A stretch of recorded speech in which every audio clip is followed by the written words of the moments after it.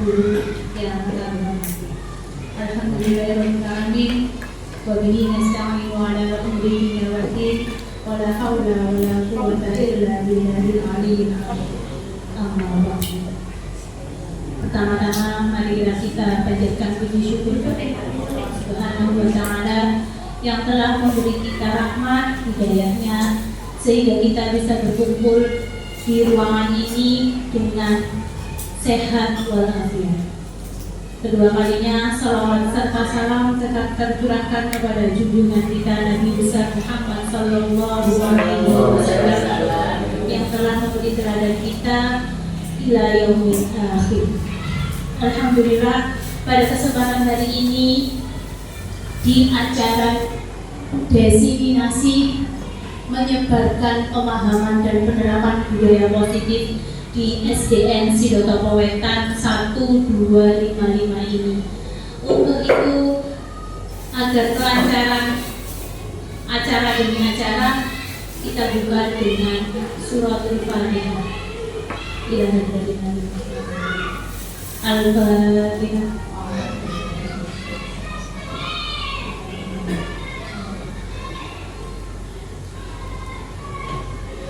Amin, amin ya rabbal alamin. Alhamdulillah, pembukaan sudah kita laksanakan bersama. Acara selanjutnya yaitu sambutan dari Bapak Wakil Kepala Sekolah. Di sini kami haturkan Bapak Jauhani. Assalamualaikum warahmatullahi wabarakatuh. Selamat siang, salam sejahtera bagi kita semua yang berbahagia sekali pada siang hari ini, yaitu Bapak Muhammad Ainur Ridho, Bapak-bapak dan ibu-ibu semua yang berbahagia. Puji dan syukur telah kita berterima Allah SWT siang ini kita bisa mengikuti acara diseminasi tentang budaya positif yang nanti akan disampaikan oleh calon guru penggerak angkatan ke-11 Bapak Muhammad Ainur Ridho. Ini adalah sesuatu yang sangat bagus dan menjadi budaya juga bagus di sekolah kita. Teman-teman guru yang mengikuti program calon guru penggerak memberikan materi sekaligus sesuatu yang baru, sesuatu yang inspiratif untuk kita. Dari materi diseminasi ini nanti kami berharap nanti bisa diterapkan di sekolah. Kami juga berharap pada teman-teman nanti bisa mengikuti kegiatan diseminasi ini dengan serius, bisa menanyakan hal penting yang mungkin tidak bisa kita ketahui atau yang belum kita ketahui, dan yang penting lagi nanti adalah dari apa yang disampaikan nanti bisa kita laksanakan di sekolah. Karena saya tahu pemerintah melaksanakan sekolah penggerak dan guru penggerak tujuannya adalah menggerakkan pendidikan yang ada di Indonesia. Karena kita berbicara di sekolah kita Sidotopo Wetan 1, maka kami berharap setelah adanya program diseminasi ini, maka akan ada perubahan di sekolah kita sesuai dengan materi yang disampaikan. Kalau hari ini kita berbicara tentang budaya positif, maka akan ada perubahan budaya positif yang ada di sekolah kita. Sekali lagi saya ucapkan terima kasih kepada Bapak Ibu Guru yang bisa mengikuti acara ini, dan kami juga berterima kasih kepada Bapak Muhammad Ridho yang dengan serius dan sungguh-sungguh mengikuti program guru penggerak. Mudah-mudahan nanti bisa mengikuti sampai selesai dan sukses bisa menjadi guru penggerak, sekaligus akan memberikan inspirasi, motivasi, dan juga akan menjadi contoh dan teladan bagi teman-teman yang lain. Juga yang lebih penting lagi adalah bisa membuat pembelajaran dan iklim pembelajaran di sekolah kita bisa lebih baik. Ini saja yang bisa kami sampaikan. Mohon maaf Bapak Kepala Sekolah tidak bisa hadir, sehingga mewakilkan kepada saya. Sekali lagi selamat mengikuti dan sukses untuk Bapak Muhammad Ainur Ridho. Terima kasih. Assalamualaikum warahmatullahi wabarakatuh. Terima kasih Bapak Jauhani. Acara selanjutnya, acara inti yaitu diseminasi budaya positif yang akan disampaikan oleh Bapak Muhammad Ridho. Kami persilakan Bapak.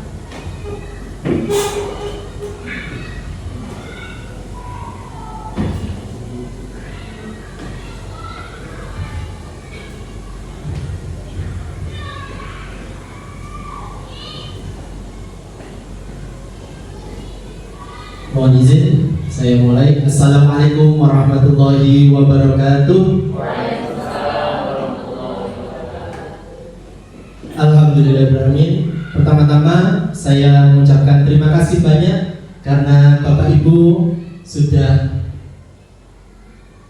mau dan datang untuk mengikuti diseminasi menyebarkan pemahaman dan penerapan budaya positif untuk hari ini.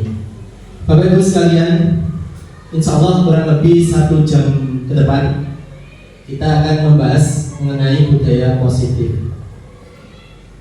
Nah, sebelum kita ke materi, yuk berbagi senyum selama 30 detik. Nah, Bapak Ibu, untuk memulai diseminasi, izinkan saya minta tolong ya, berpasangan berhadapan-hadapan, silakan cari pasangan berhadapan-hadapan. Pak Jo di sana berpasangan dengan duduk saja, tidak apa-apa. Silakan berpasangan. Berhadapan-hadapan, silakan. Ya. Yang tidak ada pasangan bisa nyari pasangan. Baik, sesuai dengan judul kita gunakan budaya positif. Positif kan berarti kita menggunakan senyuman. Silahkan, saya hitung 30 detik. Kasih senyum terindah atau terbaik untuk bermanis untuk pasangannya masing-masing. Tapi jangan ya. Senyum bukan tertawa. Siap ya? Kita mulai ya. Oke, senyum dimulai dari sekarang. Iya. Senyum bukan ngumpet, Pak. Iya. Oh, harusnya laki-laki perempuan ya.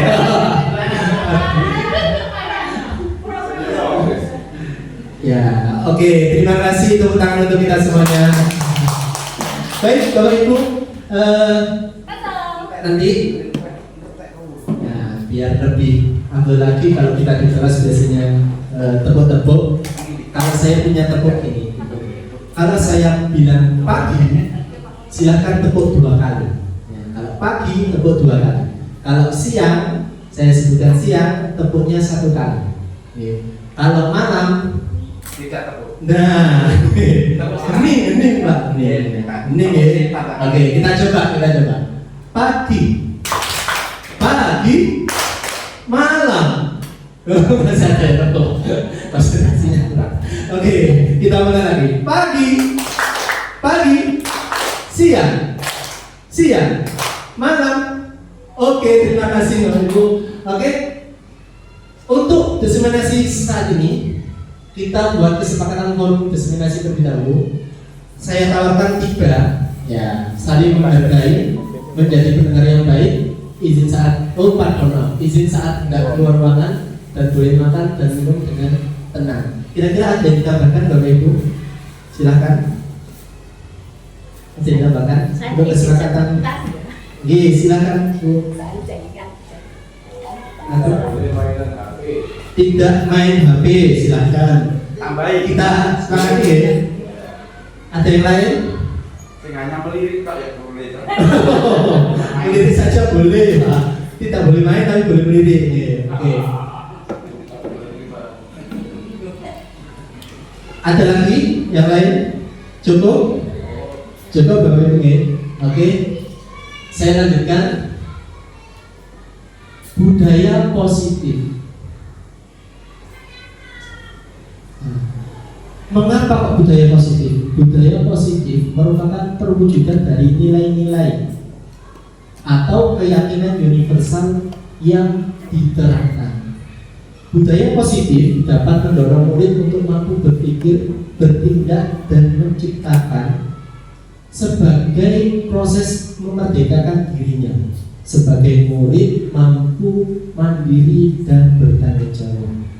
Bapak Ibu, selama kurang lebih 1 jam mendatang, ya, saya akan mencoba untuk membahas 7 konsep budaya positif. Sebenarnya ini kami pelajari kurang lebih 2 minggu untuk program guru penggerak ini. Tapi saya izin mencoba untuk menyampaikan selama kurang lebih 1 jam. Nanti saya ambil poin-poinnya. Oke, budaya positif dapat dijalankan dengan beberapa konsep. Yang pertama, perubahan paradigma belajar. Yang kedua, disiplin positif, motivasi perilaku manusia, keyakinan kelas atau sekolah, kebutuhan dasar manusia, posisi kontrol restitusi, dan segitiga restitusi. Kita bahas satu persatu. Oke, pembelajaran dengan paradigma baru. Pembelajaran dengan paradigma baru ini merupakan pembelajaran yang dirancang berdasarkan prinsip pembelajaran berdiferensiasi yang kita kenal bersama-sama, berdiferensiasi, sehingga murid belajar sesuai dengan kebutuhannya berdasarkan tahap perkembangan untuk mencapai atau mewujudkan profil pelajar Pancasila. Budaya atau disiplin positif. Disiplin positif merupakan suatu cara penerapan disiplin yang mengajarkan anak bertanggung jawab dan menumbuhkan kesadaran diri berdasarkan nilai-nilai kebajikan. Disiplin positif lebih ke arah disiplin diri, yang artinya dapat mengontrol diri dalam melakukan segala tindakan.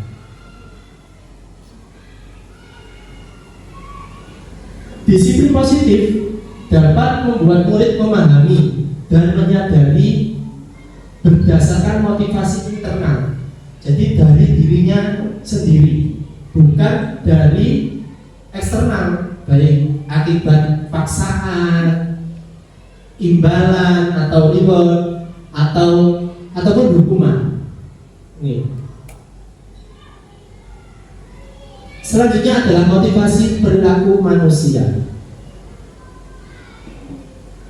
Nah, motivasi sendiri itu merupakan dorongan yang timbul dari diri seseorang secara sadar atau tidak sadar untuk melakukan suatu tindakan dengan tujuan tertentu. Nah, motivasi itu dari diri sendiri. Tapi motivasi ini bisa dari internal atau bisa juga dari eksternal, dari orang lain. Nah, motivasi itu terdiri dari 3. Untuk menghindari ketidaknyamanan atau hukuman. Ini motivasi yang kalau dibilang ini tingkatan, kalau ditingkat itu masih rendah, karena motivasinya karena orang lain, juga karena hukuman atau karena paksaan. Itu motivasi yang pertama. Untuk motivasi yang kedua yaitu mendapatkan imbalan atau penghargaan dari orang lain. 2 ini, motivasi yang pertama dan kedua, itu timbulnya atau dikerjakan karena adanya motivasi ekstrinsik, adanya dorongan dari orang lain atau dari luar. Yang ketiga yaitu untuk menjadi orang yang mereka inginkan dan menghargai diri sendiri dengan nilai-nilai yang mereka yakini. Ini timbul dari diri sendiri atau biasa disebut dengan motivasi intrinsik. Menjadi orang yang mereka inginkan, menghargai diri sendiri dan nilai-nilai yang memang mereka yakini sendiri, bukan karena dipaksa oleh orang lain, bukan karena dihukum atau diberi imbalan. konsep disiplin dengan identitas gagal.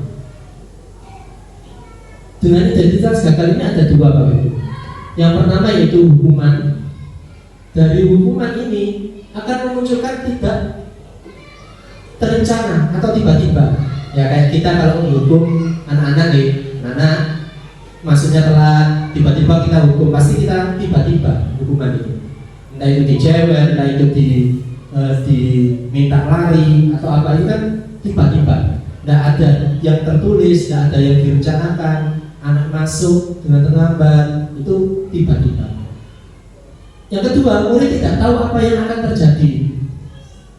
Nah, karena tiba-tiba aku masuk kelas terlambat, dia tidak tahu nanti akan dihukum itu lari, apa dihukum dijewer atau apa, itu kalau hukuman.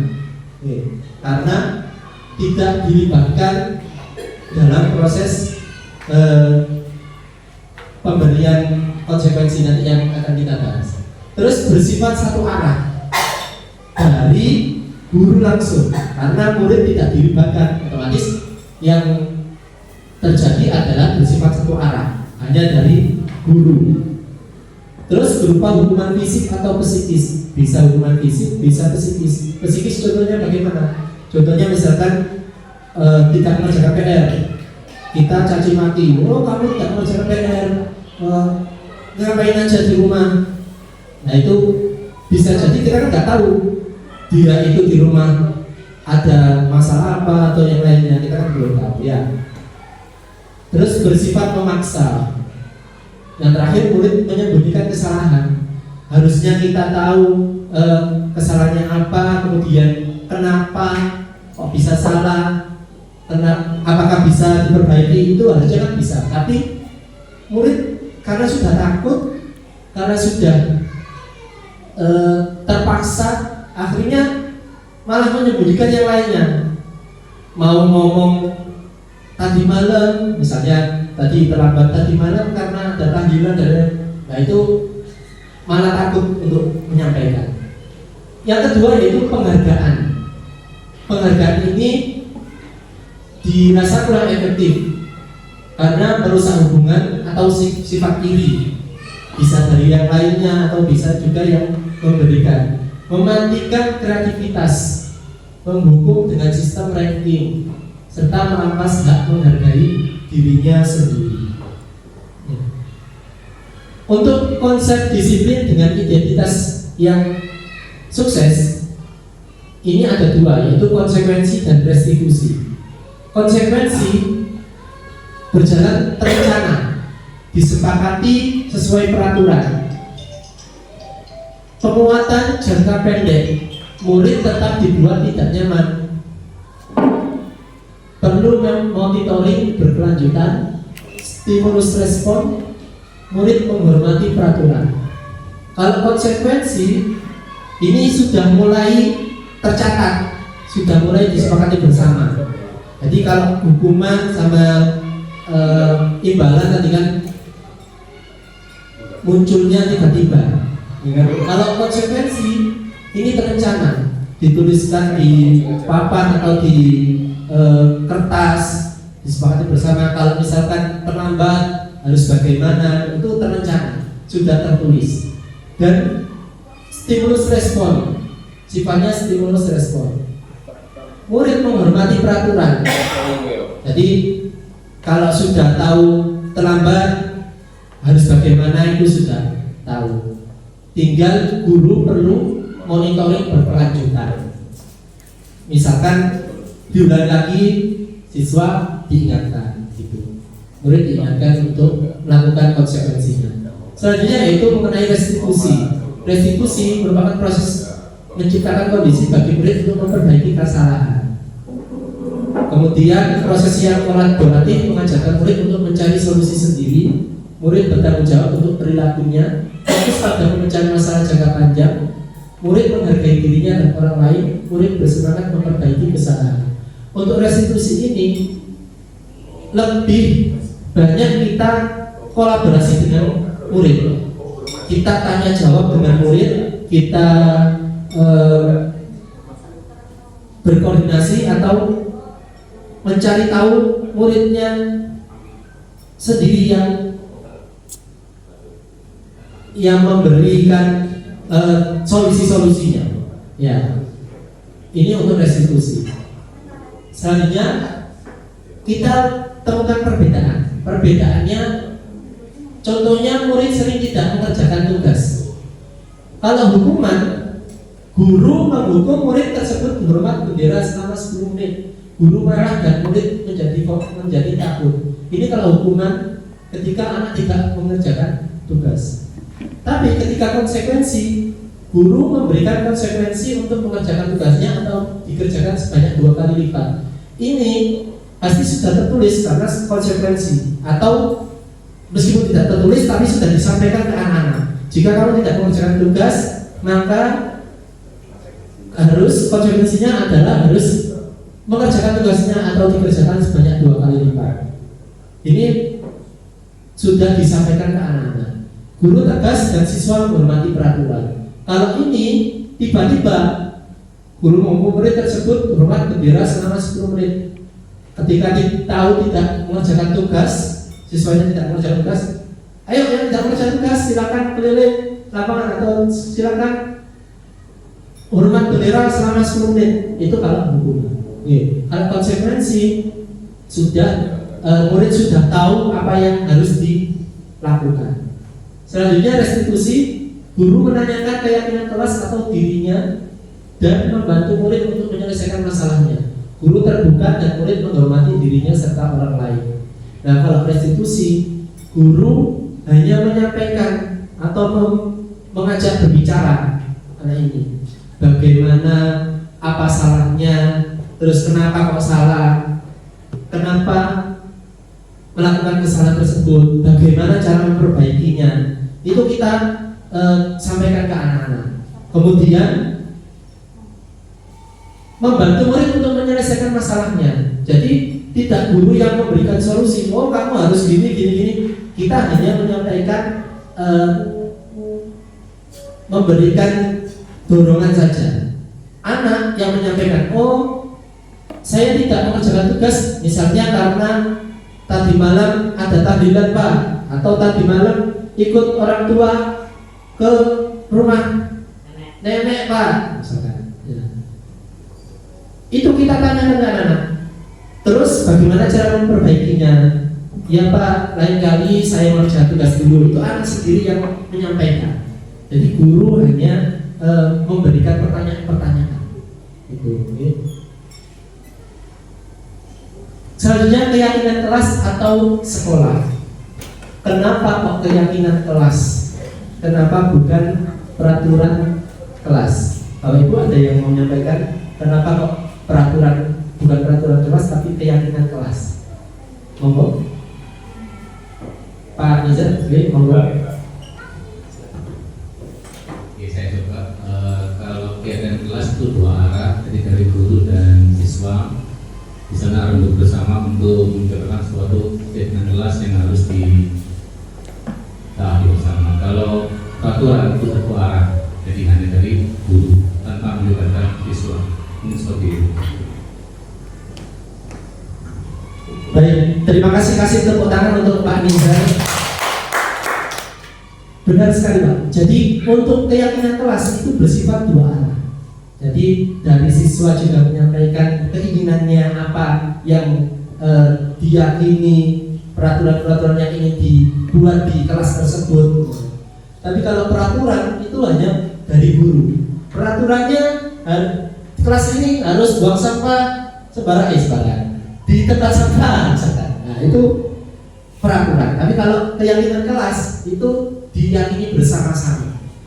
Guru meyakini, murid meyakini, guru melaksanakan, siswa juga, murid juga melakukan. Gitu. Keyakinan kelas atau sekolah itu bersifat abstrak dari peraturan. Bersifat abstrak, maksudnya sudah jelas pasti. Itu nih, berupa pernyataan universal, sudah diyakini secara umum. Jadi pernyataan universal contohnya apa kira-kira?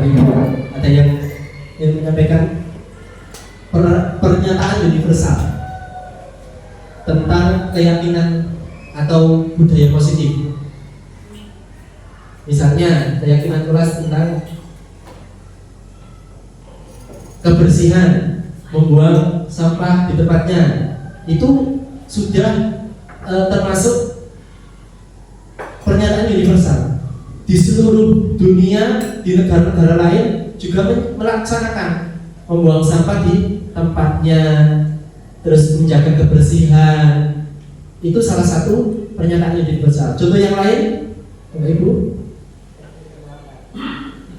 tidak berterlambat atau disiplin atau datang tepat waktu. Di negara-negara lain juga melakukan, Bapak Ibu, ya kan? Pasti melakukan. Jadi datang tepat waktu, terus kemudian seperti tadi membuang sampah di tempatnya dan lain-lain, itu termasuk pernyataan universal. Terus dibuat dengan pernyataan positif. Jadi bahasanya yang kita buat dengan bahasa positif. Ya. Jadi kita mencoba hilangkan kata-kata dilarang, terus tidak boleh, terus apa lagi? Jangan. Nah, itu kita hilangkan di keyakinan kelas tersebut. Gitu. Untuk memotivasi budaya yang positif. Jadi anak-anak kalau melihat kata-kata dilarang itu, kita juga kan kadang, oh dilarang ini berarti, apalagi ada semboyan anak-anak atau bapak ibu guru, kalau dilarang itu berarti dilakukan, harus dilakukan. Itu kan juga memunculkan hal yang kurang baik.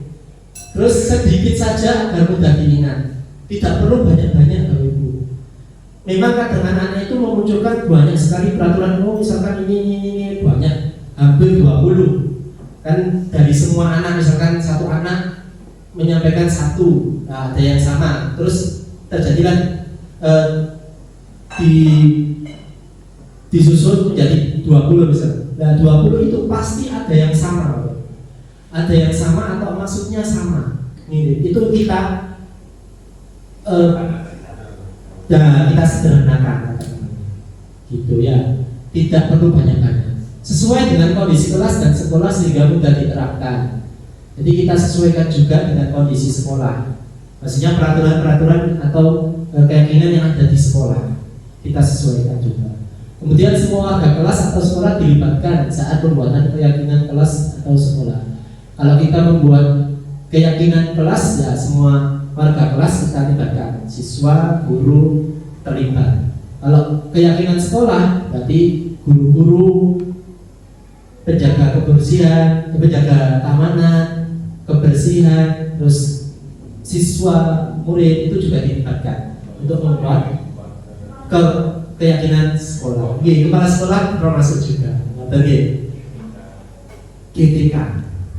Semuanya dilibatkan untuk membuat keyakinan sekolah. Lanjut kegiatan membuat keyakinan kelas. Nah, ini salah satu penerapan yang saya lakukan. Guru bersama murid membuat keyakinan kelas. Yang pertama berdiskusi tentang peraturan. Pasti anak-anak kan ada yang belum tahu kenapa kok keyakinan, kenapa kok peraturan. Nah, itu kita sampaikan. Pertama memang kita bilang tidak apa-apa, ayo kita buat peraturan bersama-sama. Tapi peraturan ini nanti kita buat kalimat-kalimat yang positif. Kalimat positif ini nanti kita buat menjadi keyakinan kelas bersama. Misalnya Pak Ain akan melakukannya. Pak Ain kalau melanggar ya harus kena konsekuensinya. Kalian kalau melanggar juga mendapatkan konsekuensinya. Kita lakukan bersama-sama. Ya, itu keyakinan kelas. Nah, kita arahkan ke situ. Kemudian merumuskan peraturan menjadi keyakinan. Nah, anak-anak setelah membuat peraturan-peraturan itu dibacakan, bisa dibacakan satu persatu atau beberapa yang dibacakan. Kita kumpulkan mana yang mirip, mana yang berbeda, itu kita pilah-pilah. Setelah dipilah-pilah, kemudian disusun keyakinan kelasnya. Gitu. Kemudian menempel keyakinan di kelas agar dilihat, diingat dan diterapkan bersama-sama. Itu.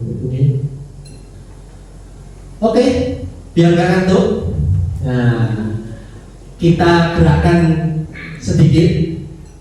Boleh sambil berdiri, Bapak Ibu. Mohon izin berdiri. Tetap berpasangan aja, tidak keluar dari bangkunya. Berpasangan. Pak Hasan mungkin bisa berpasangan dengan Bu Marisa, nggak apa-apa. Oh iya. Nah, berhadapan Bapak Ibu. Permainannya adalah gini. Ganjil genap. Ya, ganjil genap. Ditentukan, silakan ditentukan siapa yang menjadi ganjil, siapa yang menjadi genap. Ya, siapa yang menjadi ganjil, siapa yang menjadi genap, gitu ya. Kemudian tangannya Bapak Ibu, silakan seperti bersalaman tapi tidak kena. Ya, bersalaman tapi tidak kena. Ya, bersalaman tapi tidak kena. Nanti saya akan menyebutkan entah itu angka ganjil atau entah angka genap. Yang ganjil, misalkan kata saya menunjukkan angka ganjil 3, berarti 3 yang ganjil, berarti yang ganjil itu yang nangkep, yang nangkep, yang nangkep. Ya, yang saya ucapkan yang nangkep. Ya. Ya, yang genap berusaha untuk menghindar sejauh mungkin terserah atau malah memberi boleh.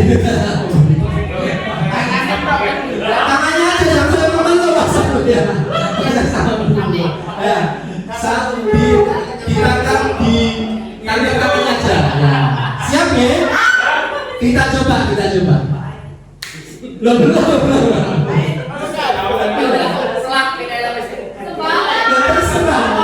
Boleh gitu. Kesepakatan. Yang mana yang ganjil? Ini biaya yang ganjil. Siap ya? Siap. Ini. 3.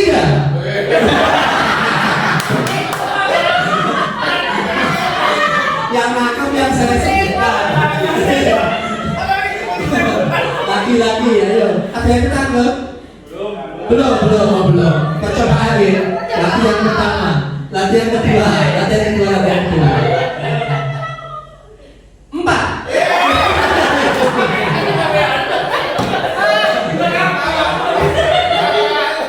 Sekarang kita coba. Siap. Tangannya. Dan boleh menjauh dulu.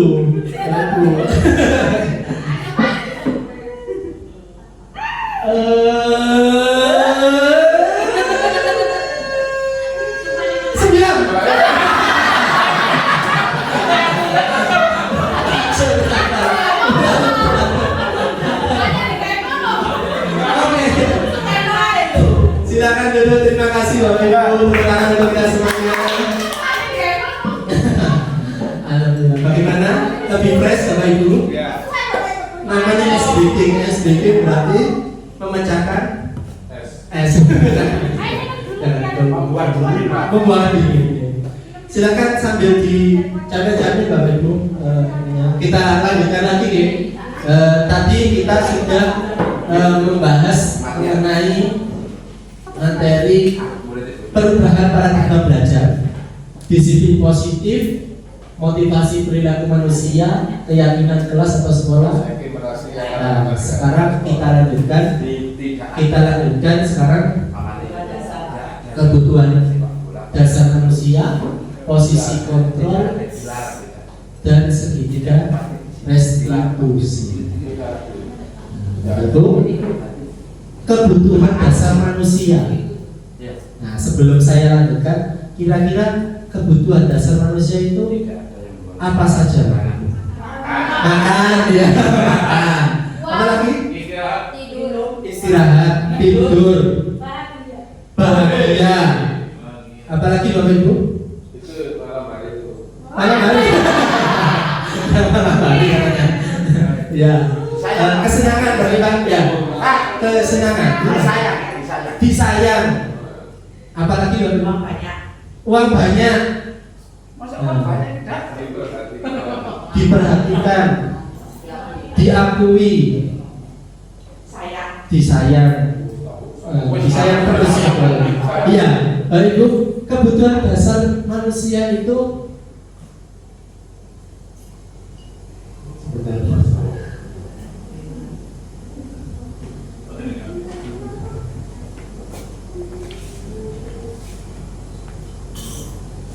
Nah, kebutuhan dasar manusia itu merupakan segala sesuatu yang kita lakukan untuk mendapatkan apa yang kita inginkan. Seluruh tindakan yang kita lakukan memiliki tujuan tertentu dan semua usaha terbaik yang kita lakukan adalah dalam rangka agar kebutuhan dasar kita terpenuhi dengan baik. Ini kebutuhan dasar manusia. Jadi tindakan yang dilakukan itu untuk tujuan tertentu dan semua usaha terbaik dalam rangka agar kebutuhan dasar kita terpenuhi dengan baik. Nah, kebutuhan dasar manusia itu ada 5 sesuai yang dengan sampaikan tadi. Yang pertama ada kebutuhan hidup, bertahan hidup, seperti makan, pakaian, kemudian tempat tinggal, keamanan, kesehatan, itu bertahan hidup, untuk bertahan hidup.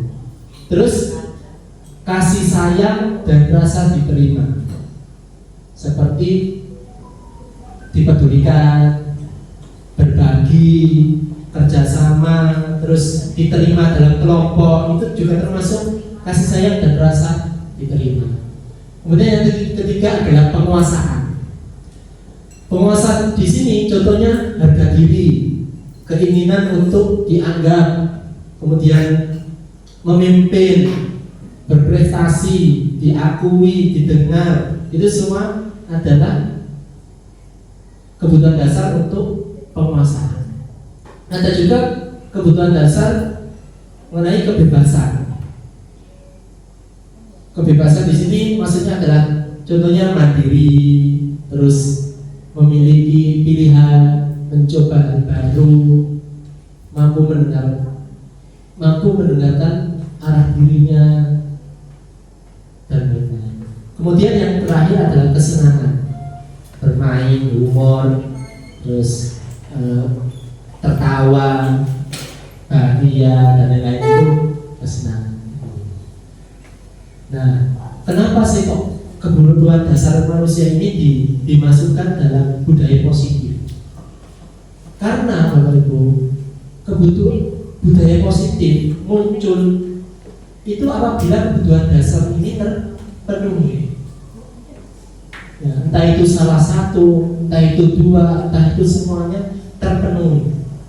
Maka budaya positif itu atau disiplin positif akan berjalan dengan baik. Tapi kalau kebutuhan dasar ini salah satu saja yang tidak terpenuhi, misalkan kasih sayang tidak dipedulikan, kira-kira anak yang tidak dipedulikan bagaimana?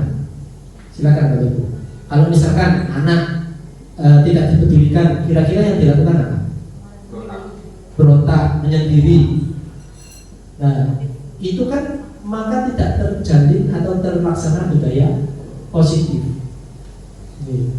Berontak bisa jadi anaknya malah melakukan, bisa jadi pembulian, terus tidak mau mengerjakan sesuatu yang kita laksanakan, itu karena kebutuhan dasar manusianya tidak terpenuhi. Kita lanjutkan posisi kontrol restitusi. Posisi kontrol restitusi itu ada 5 Bapak Ibu. Ada penghukum, guru sebagai penghukum, guru sebagai pembuat merasa bersalah, guru sebagai teman, guru sebagai pemantau, dan yang paling tinggi, yang paling baik itu adalah guru sebagai manajer. Kenapa kita dengan satu-satu? Kira-kira kita selama ini menjadi apa Bapak Ibu? Guru yang bagaimana? Penghukum, pembuat merasa bersalah, teman, pemantau, atau manajer? Teman, ada teman. Sebagai apa? Manajer. Sudah jadi manajer, Masya Allah. Bagus sekali Pak. Ada lagi sebagai apa? Tadi semua sudah pernah semua Pak ya? Nah, saya juga pernah melakukan semuanya Pak. Pernah aja. Nah, kita bahas satu persatu. Penghukum, pembuat rasa bersalah, teman, pemantau, dan manajer. Perilaku kontrol negatif itu adalah penghukum dan pembuat rasa bersalah. Kenapa dikatakan demikian? Karena hasilnya adalah yang pertama untuk penghukum, hasilnya membentuk pendendam, pemberontak, menyalahkan orang lain, lebih cenderung ke sini. Murid lebih cenderung untuk memberontak, terus lebih cenderung pendiam, menjadi pendiam. Kalau gurunya menjadi penghukum, jika gurunya menjadi pembuat merasa bersalah, ini kan gurunya berceramah, menunjukkan kekecewaan mendalam. Nah, muridnya akan menyembunyikan atau menyangkal kebohongan atau berbohong, lebih suka berbohong. Dan biasanya guru yang penghukum itu pasti, kalau kamu tidak melakukannya, saya akan, misalnya, kalau kamu tidak mengerjakan PR, saya akan suruh kamu pulang. Kok pulang? Keliling lapangan. Nah, misalkan itu penghukum. Ya. Maksudnya apa? Ya. Nah, kalau membuat merasa bersalah, guru biasanya kamu sudah mengecewakan ibu atau bapak. Itu anak akan merasa bersalah, itu juga sebenarnya tidak bagus. Nah, perilaku kontrol yang bagaimana yang dilakukan guru itu sebenarnya adalah perilaku kontrol positif dan menuju kontrol diri atau menjadi manajer. Perilaku kontrol positif itu teman misalkan, hasilnya adalah ketergantungan. Siswa akan merasa enak dengan gurunya, tapi hal negatifnya adalah siswa atau muridnya itu ketergantungan dengan gurunya. Itu jika guru menjadi teman. Dan jika menjadi pemantau, guru menghitung dan mengukur. Maksudnya menghitung dan mengukur itu kesalahannya sudah berapa kali, kesalahanmu sudah banyak, atau kesalahanmu sudah sangat fatal. Itu guru yang pemantau. Nah, ini biasanya hasilnya adalah menyesuaikan bila diawasi. Jadi siswa itu hanya melakukan jika diawasi. Oh, ada Pak Nizar, nanti kalau saya salah lagi, saya dihukum, ada konsekuensinya. Kalau nggak dapat Nizar, dilakukan aja. Nah, itu sudah bagus, tapi akan membuat siswa menyesuaikan bila diawasi. Nah, bagaimana dengan kondisi kontrol diri atau menjadi guru yang menjadi guru manajer? Guru mengajukan pertanyaan-pertanyaan. Misalnya ada siswa yang atau murid yang kurang tepat, kita panggil, kita ajukan pertanyaan-pertanyaan. Pertanyaannya ya seputar kesalahan tersebut. Kenapa berbuat salah? Terus kemudian mengapa kok dilakukan hal tersebut? Bagaimana cara memperbaikinya dan lain-lain. Hasilnya adalah menguatkan watak atau karakter. Kita lanjutkan. Nah, kita coba Bapak Ibu.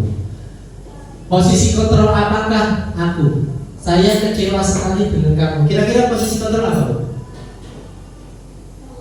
Merasa bersalah. Pembuat merasa bersalah. Ada yang lain? Kita coba. Jawabannya pembuat merasa bersalah. Tepuk tangan untuk. Lanjut, yang kedua. Kamu telah melakukan kesalahan. Sekarang bersihkan toilet lantai 2. Waduh, sudah itu pasti apa lagi? Ya. Bagaimana, Bapak Ibu? Sehari-hari. Penghukum, kita cek. Penghukum, tepuk tangan untuk kita cek. Selanjutnya, Yang ketiga, apakah yang sudah kita yakini bersama? Kira-kira apa? Apakah yang sudah kita yakini bersama? Manajer. Kita cek.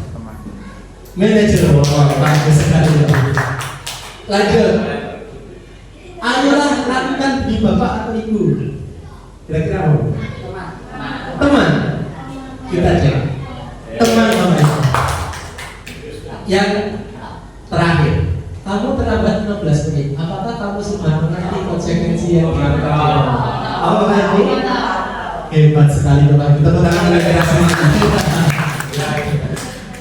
Sudah tahu tapi ya perbedaannya mengenai Bapak Ibu guru yang menjadi penghukum, membuat bersalah, pemantau, teman dan manajer. Yang terakhir, segitiga restitusi. Apa sih segitiga restitusi itu? Segitiga restitusi ini adalah langkah-langkah untuk restitusi. Ya, menstabilkan. Yang tahap pertama adalah menstabilkan identitas. Tahap kedua, validasi tindakan yang salah. Yang ketiga, menanyakan keyakinan. Ini yang bisa kita lakukan ketika kita ingin menjadi guru manajer. Salah satunya yaitu dengan melaksanakan tahapan dalam segitiga restitusi. Langkah yang pertama, menstabilkan identitas. Bagian dasar dari segitiga restitusi ini tujuannya adalah untuk mengubah identitas anak yang gagal menjadi orang yang sukses. Anak yang melanggar peraturan karena sedang mencari perhatian adalah anak yang sedang mengalami kegagalan. Dia mencoba untuk memenuhi kebutuhan dasarnya, namun ada benturan lain yang sesuai yang kita pahami tadi Bapak Ibu. Kalau kebutuhan dasarnya ada yang tidak terpenuhi, pasti anak-anak melakukan sesuatu yang di luar alam. Pasti mengalami atau melakukan sesuatu yang di luar budayanya, ya kan? Peraturan-peraturannya. Nah, catatan bagi kita adalah kita semua akan melakukan hal terbaik yang bisa kita lakukan. Yang kedua, validasi tindakan yang salah. Setiap tindakan tidak dilakukan dengan suatu tujuan. Ya, setiap tindakan kita lakukan dengan suatu tujuan, yaitu memenuhi kebutuhan dasar. Kalau kita memahami kebutuhan dasar, apa yang mendasari sebuah tindakan, kita akan bisa menemukan cara-cara paling efektif untuk memenuhi kebutuhan tersebut. Yang harus kita pahami adalah semua perilaku memiliki alasan. Jadi kita cari alasan kenapa kok melakukan hal tersebut, kenapa kok berbuat salah, dan lain-lain. Kita cari alasan dari anak tersebut. Yang ketiga adalah menanyakan keyakinan. Nah, ketika kita sudah membuat keyakinan, meskipun kita tidak membuat keyakinan secara tertulis, secara universal misalkan tidak tertulis, kemudian secara universal dilakukan. Misalkan sopan santun tidak kita tuliskan di keyakinan keras, tapi secara universal sopan santun itu dilakukan. Nah, itu kita nanti anak-anak kita tanya jawab, ya kita tanya keyakinan apa yang sudah diketahui atau disepakati. Teori kontrol menyatakan bahwa kita pada dasarnya termotivasi secara internal. Ketika identitas sukses telah tercapai, maksudnya langkah pertama, dan tingkah laku yang salah telah divalidasi, langkah kedua tadi, maka akan siap untuk dihubungkan dengan nilai-nilai yang dia percaya. Jadi tidak tiba-tiba kita tanyakan keyakinan apa yang sudah kita percaya. Nah, tiba-tiba gitu. Nah, kita tanyakan dulu, kita stabilkan identitasnya dulu, maksudnya itu kita tenangkan. Kita sampaikan setiap orang pasti punya salah, tapi harus misalkan katakannya seperti itu. Setiap orang pasti punya salah, tapi harus memperbaiki kesalahan tersebut. Nah, itu salah satu cara menstabilkan identitas anak. Agar anak tahu, oh ya orang itu pasti berbuat salah, tapi harus melakukan perbaikan, gitu. Salah satunya itu. Terus setelah itu ditanyakan, kamu salah tadi kenapa? Oh misalkan alasannya ini. Nah, setelah diketahui alasannya, kita tanya nilai-nilai kepercayaannya. Terus kita sampaikan atau kita tanya bagaimana cara memperbaikinya. Bukan dari kita sebagai guru, tapi dari anak-anak tersendiri. Misalkan anak munculkan tadi tidak mengerjakan PR misalnya, tidak mengerjakan tugas, saya akan ini keyakinan kelas sudah ditulis, konsekuensinya adalah misalkan tugas 2 kali lipat, mengerjakan tugas 2 kali lipat, keyakinan kelasnya itu. Nanti anak-anak mau mencalon diri, oh karena tidak mengerjakan tugas tadi, alasannya karena misalkan ikut orang tua ke rumah saudara. Nah, anak akan memunculkan sendiri nanti. Ya Pak, lain kali saya tidak akan ikut orang tua, saya mengerjakan tugas dulu dan lain-lain. Itu anak akan munculkan sendiri. Yang harus kita yakini adalah kita semua memiliki motivasi internal. Jadi dari guru itu motivasi eksternal, kita beri motivasi eksternal, tapi biarkan anak memunculkan atau muncul motivasi dari dirinya sendiri. Contoh penerapan segitiga restitusi. Terakhir Bapak Ibu, ini contoh penerapan segitiga restitusi yang saya buat.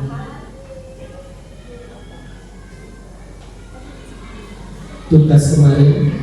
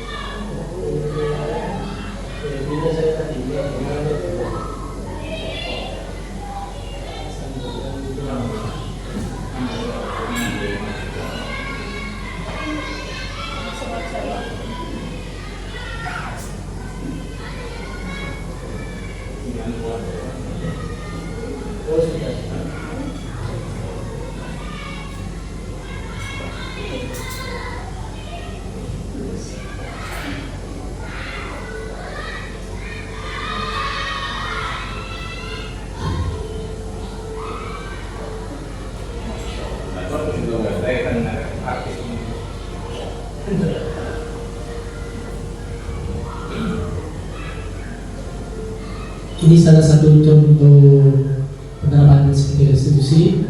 Ada skenario 1, cara sering datang terlambat ke sekolah sebagai sering berkembang pelajaran. Penerapan segitiga restitusinya tidak langsung ditanya di tempat tersebut, bisa kita ajak ketika istirahat, kita tanya ketika pulang atau lain.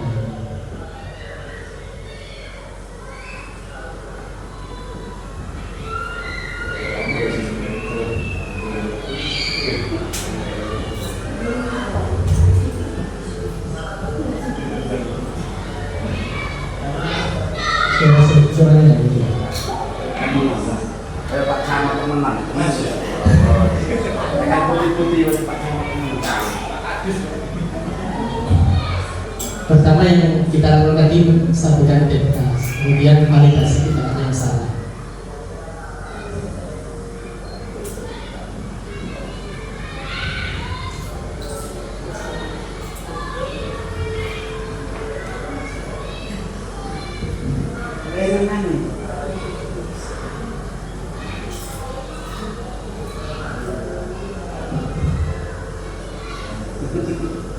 Contoh kan ini saya itu.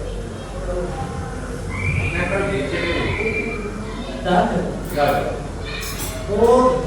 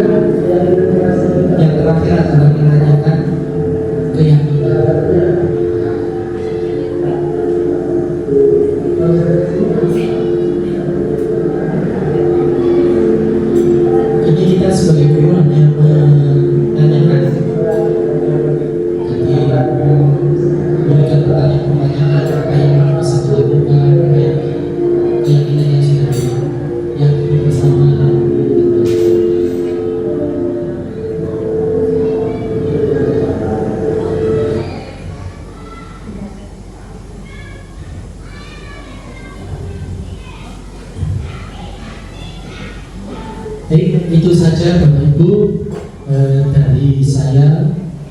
Yang terakhir, barangkali ada yang perlu ditanyakan atau disampaikan, silakan. Salah satu atau dua, silakan bertanya. Iya, silakan Pak Joko. Setelah saya ikuti materi institusi, ternyata sedangkan di sekolahnya. Tetapi kalau misalnya itu dibuat lebih besar lagi, skala besar lagi, misalnya di masyarakat atau bahkan di negara, itu bagaimana? Apakah ada bukti bahwa kalau dengan gerakannya institusi ini ternyata perkembangan masyarakat semakin beradab atau kalau negara semakin maju, ataukah sebaliknya? Karena kalau saya lihat, maaf ya, misalnya negara yang menerapkan peraturan itu juga perkembangan maju, contoh Korea Utara, ya, kemudian Korea, Jepang, Singapura, China, itu malah mereka menggunakan sanksi dan hukuman, tapi maju. Bagaimana? Oke, terima kasih. Terima kasih atas pertanyaannya, Pak Jo. Untuk bukti atau negara mana yang sudah menerapkan budaya positif, kemudian berhasil atau tidaknya, dari saya belum mengetahui. Tapi yang pasti kita di pendidikan guru penggerak ini diberikan materi sesuai dengan cita-cita dari Ki Hajar Dewanto.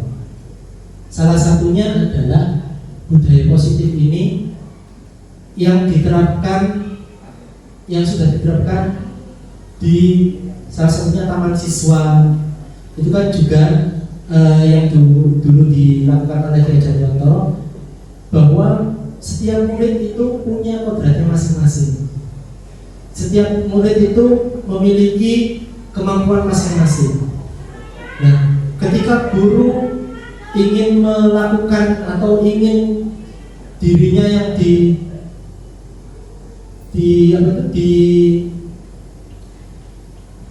ingin gurunya yang didengar atau kata-katanya atau perilakunya yang dituruti, harus mengetahui bahwa setiap murid itu memiliki kodrat masing-masing. Itu dari pembelajaran yang saya ketahui. Mengenai negara mana yang melakukan disiplin positif atau budaya positif, itu sebenarnya meskipun peraturan, tapi punya budaya di negara tersebut. Pasti ada kesadaran di negara tersebut atau masyarakat tersebut untuk melakukan peraturannya, gitu. Jadi pasti kan sudah kayak tadi peraturan yang di negara-negara itu, karena masyarakatnya juga sudah tahu, sudah disampaikan, sudah disampaikan bahwa apabila melanggar peraturan ini konsekuensinya adalah ini. Itu sudah masuk di budaya positif, tapi tidak menjadi kontrol dirinya sendiri, dan tidak dari masyarakatnya sendiri, tidak dari muridnya sendiri misalkan kalau di sekolah, tapi dari orang lain, unsur esensi yang dilakukan seperti itu. Ada yang lain? Ada yang lain, Pak? Sudah. Baik, terima kasih. Mungkin itu yang bisa saya sampaikan. Kurang lebihnya mohon maaf. Saya kembalikan lagi ke Bu Dewi. Bu Romaria. Saya kembali lagi ke Bu Romaria. Mohon maaf, saya akhiri. Wassalamualaikum warahmatullahi wabarakatuh.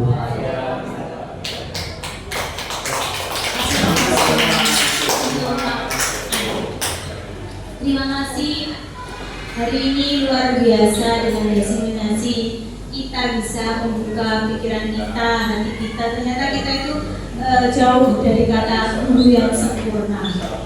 Masih banyak pelajaran, motivasi, inspirasi untuk kita semua menjadi guru yang lebih baik, yang berpihak pada murid sesuai dengan filosofi Ki Hajar Dewantara. Terima kasih atas kehadirannya. Semoga apa yang disampaikan oleh Pak Ain tersebut membawa manfaat bagi kita sendiri dan untuk anak-anak pastinya. Terima kasih. Wabillahi taufiq wal hidayah. Ridha wal inayah. Wassalamualaikum warahmatullahi wabarakatuh.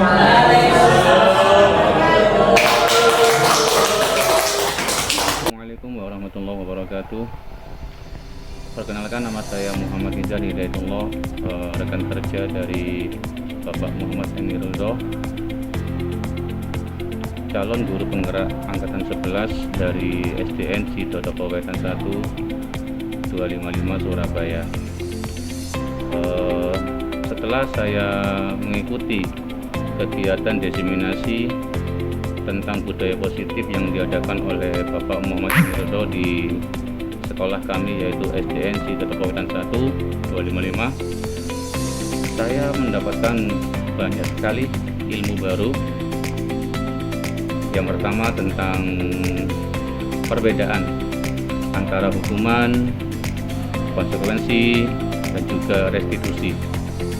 Bagaimana cara penerapan budaya positif yang dituangkan melalui keyakinan kelas,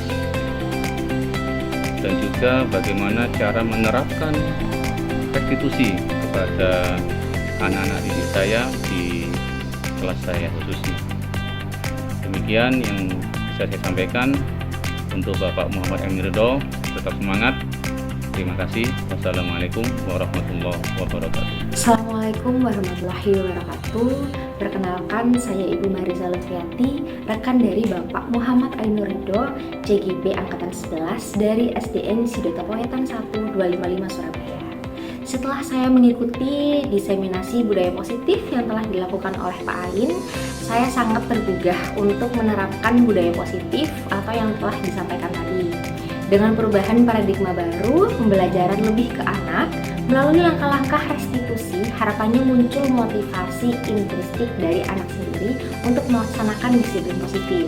Keyakinan yang ada tanpa adanya kontrol negatif dari orang lain, sehingga akan terciptanya budaya positif baik di lingkungan sekolah, rumah, maupun masyarakat nantinya. Demikian dari saya, kurang lebihnya mohon maaf, semoga bermanfaat. Terima kasih. Wassalamualaikum warahmatullahi wabarakatuh.